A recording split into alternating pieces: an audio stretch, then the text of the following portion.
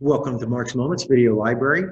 These videos are intended for the exclusive use of our agents here at Realty Executives, Arizona Territory. The videos are designed to be a brief overview of frequently asked questions and topics from our agents. If you are in need of a more in-depth discussion on any of the topics in our video library, please call one of our members of our management team.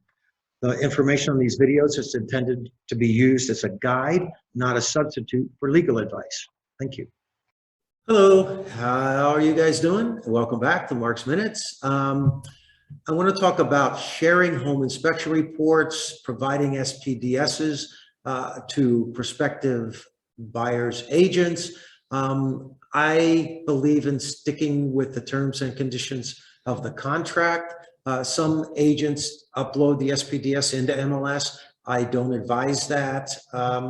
I think it is giving ammunition to a buyer and buyer's agent to possibly come in with lower offers for a seller. If the water tank or AC unit's 10, 12 years old, then the buyers are going to try to rationalize giving a lower offer because of some of the things they've discovered on the SPDS. Also, recently I found out that some attorneys are going back into the MLS and looking at SPDSs on properties that were previously sold and comparing them with properties on MLS, the same property that was, let's say it was fixed and flipped. So now they take the SPDS that was used 6 months ago when that flipper bought it, and then they're comparing it with the SPDS that this flipper gave to the buyer and stating what is different, what did the seller flipper not disclose. So from a liability perspective, I don't advise giving the SPDS to a buyer or their agent until and unless the property goes under contract. If it goes under contract, the contract provides that the seller will give the buyer an SPDS.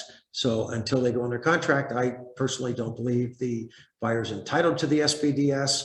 The same thing goes with a previous home inspection.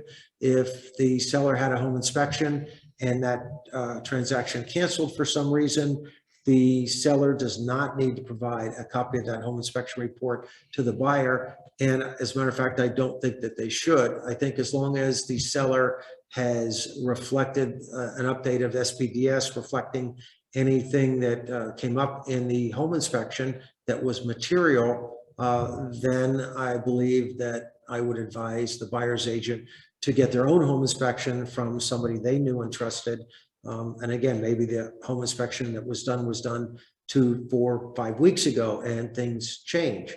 So I would strongly recommend give the SPDS after the property's under contract within the timeframes of the contract, and do not share home inspections with any subsequent buyers. Again, as long as you disclose any material defects, you don't have to state things like, oh, the hot water heater is 12 years old and may need replacing someday. That's not a specific defect, that's a home inspector's opinion. So you want to kind of be careful with that and, have the seller disclose material defects, again, not sort of opinions by the home inspector that are not material.